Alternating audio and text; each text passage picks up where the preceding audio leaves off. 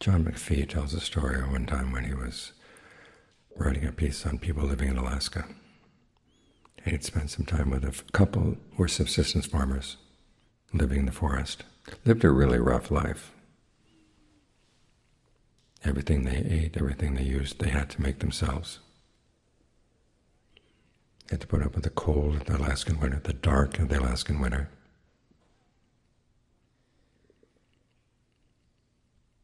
And after staying with him, he was going to go out, take a hike through the forest to get to the river, and from the river he was going to go back to the little town, Eagle. And it turned out the couple decided that they had to go on a hike back to Eagle as well, so they accompanied him. And they had to spend one night in the forest. So they pitched their tents,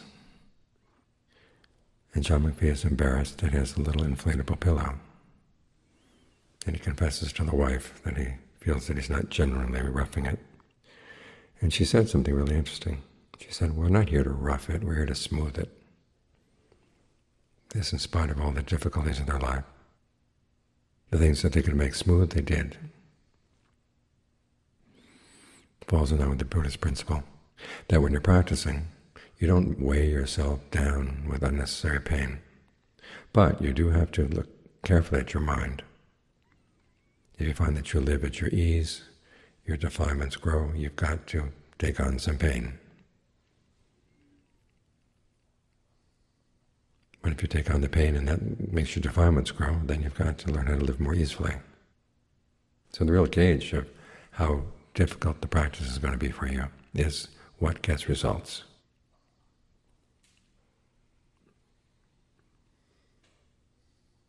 So if you find that sitting with pain focuses your mind, it's perfectly fine. There are people who say that because the Buddha said that the middle way is the middle way between self-torture and self-indulgence, that you shouldn't try to inflict any pain on yourself at all. But that's ignoring huge parts of the canon, where the Buddha says it's really going to depend on individuals, how much pain they have to endure. The important thing is you don't see the pain as a virtue in and of itself. You sit with the pain because you want to understand it. And so it's not so much understanding the pain, it's understanding how the mind creates the pain out of the potentials for pain. You sit here right now, and you could find parts of the body that you could focus on in certain ways and make them very painful. You could focus on the same parts of the body and make them very pleasant. For the sake of concentration, for the sake of giving the mind a place to rest, you take the second option.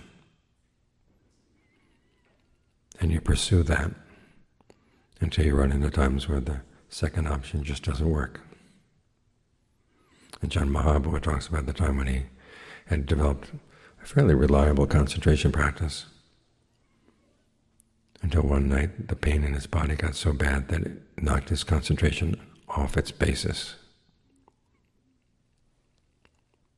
And the only thing he could do was to use his discernment to figure out how it is that the mind takes a physical pain and brings it into the mind, makes it a mental pain. So he found himself cornered at the end of his rope, as he said. And that caused him to come back out of the corner with his discernment.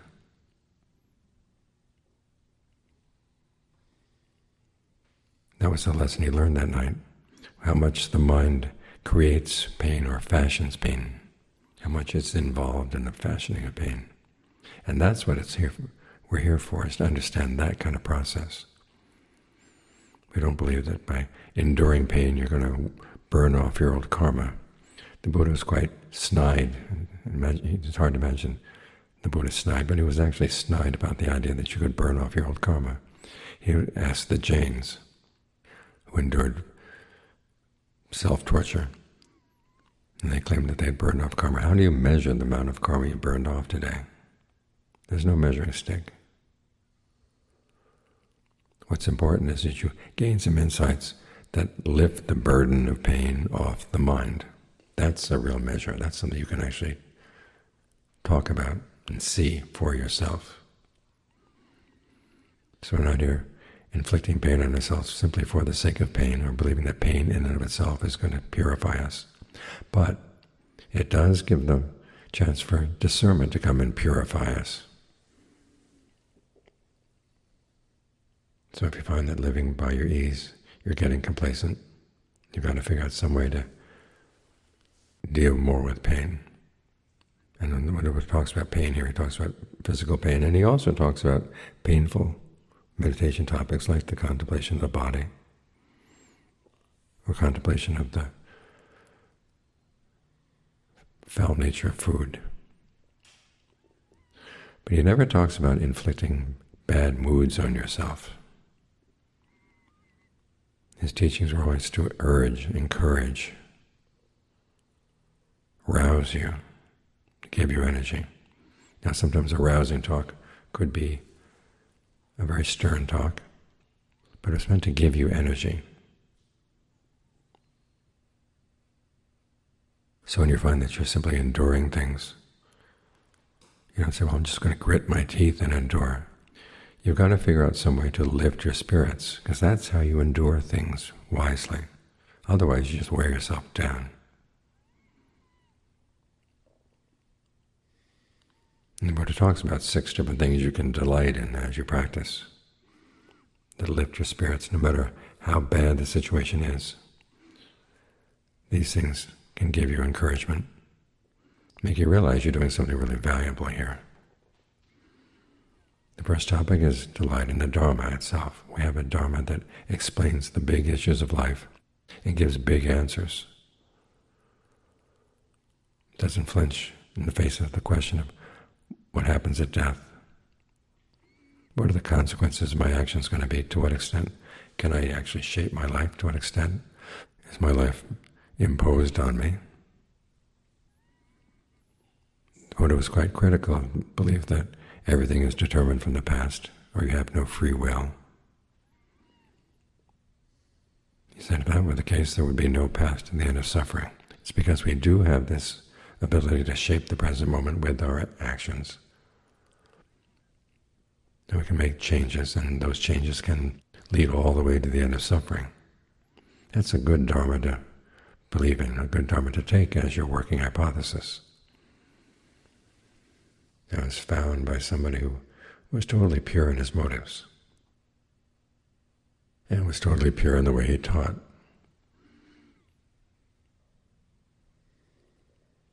So think about that. This is why the Buddha recommends not only recollection of the Dhamma, but also recollection of the Buddha and the Sangha as ways of giving delight to the mind, to lift your spirits, to urge, rouse, and encourage you. The second topic of delight is to delight in abandoning. The third is to delight in developing. Basically, to delight in the fact that you can abandon unskillful qualities and you can develop skillful ones. As the Buddha said, if we couldn't do that, there wouldn't have been any point to his teaching. All too often we delight in coming up with desires and then seeing what we can do to fulfill those desires. And a lot of them have to do with greed, aversion, and delusion. Our problem is we delight in developing those things. We should learn how to delight in developing mindfulness, catching yourself when the mind is about to go into something unskillful, and being able to say no. So the developing and the abandoning go together there. And see that as a victory. Remember what the Buddha said about victory. Better than a victory over 1,000 other people is victory over yourself. Which means you have to draw the line inside. Which parts of yourself are the ones that have to come out victorious, and which ones are the ones that are going to have to be defeated in this practice. Learn how not to identify with the second ones, and identify with the first ones. Because they're on your side. That question the Buddha has you ask, what when I do it will lead to my long-term welfare and happiness? The voices inside you that think about the long term, care about the long term. Those are your true friends. Those are the ones that you want to have come out victorious. The fourth topic is to delight in seclusion. This can be both physical seclusion and mental seclusion. Physical, of course, is when you get away from people, have some time by yourself. And even though you're going to see a lot of things in your own mind that you don't like, it's better that you see them than that they stay hidden. So if you see greed coming up, delight in the fact, okay, I can see that. It means you can do something about it. If you see unattractive habits that you have, it means now you can do something about them.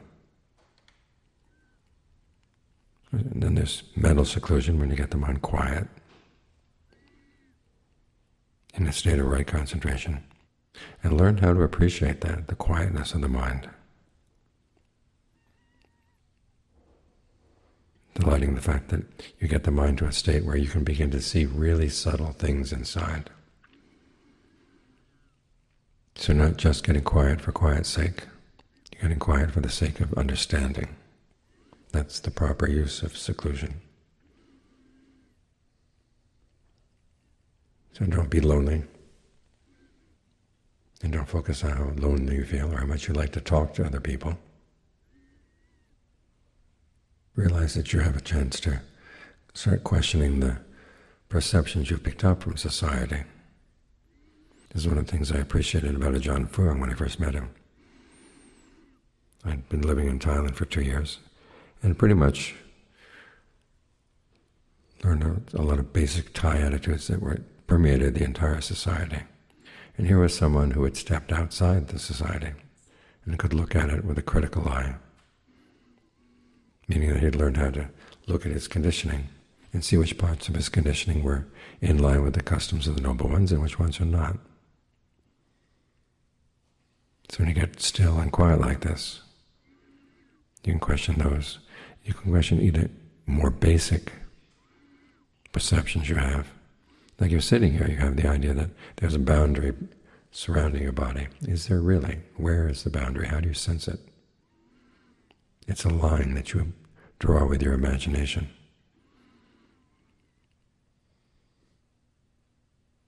Focusing on the breath energy helps you to erase that idea that your body ends with the earth element. There's breath around the body as well, and the borders of that breath body are very ill-defined. So you're sitting and meditating, you can think in those terms. You can erase a lot of perceptions you have about the body and the mind and their relationship to each other. You learn a lot that way. And then when you have to deal with people, you put on the attitudes that you have to develop to deal with people. When you move around, you have to put on those perceptions of where your body ends, so that you can use them. And you learn these are perceptions that you can pick up and put down. That's what seclusion allows you to do. So learn how to delight in it, rather than feeling lonely. And the last two things you delight in are aspects of Nibbana. One is that it's unafflicted, and it causes no affliction to anybody. Nobody is harmed. You are not harmed. You don't harm anybody else. You think of all the various pleasures in life that cause harm, the fact that we have to eat, all of our needs for the basic requisites of life. They place burdens on other people, in addition to the burdens that we have to assume ourselves. So learn how to delight in the idea that you find something that is totally unafflictive. Then finally, the other attribute of Nibbana to delight in is that it's free of objectification. You don't have to create a sense of who you are. And you don't have to deal with all the things that come in as a consequence of that. When you define yourself as a being, beings are defined by how they feed. You need a world in which to feed. And your world overlaps with the worlds of other people who are also feeding.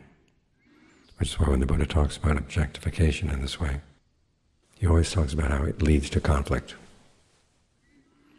So what it comes down to is you find a state inside, and that's what we're here for, to find that state where there is no conflict at all. Learning how to delight in these 6 things: the Dhamma, abandoning, developing, seclusion, non-afflicted, non-objectification, retrains our ideas of where happiness can be found. So it has to be a conscious decision that you're going to learn how to delight in these things. The Buddha gives lots of examples of how to think, how to hold perceptions in mind, even how to breathe, so you can delight in the fact that you're here on the path. So when there are things you have to endure, at the very least you're not having to endure a mind that's weighing itself down. The mind lifts itself up. And that's how you can endure things without getting ground down by what's difficult. Focus on the strengths that you have. Focus on the fact that you're on a good path, going to a good place.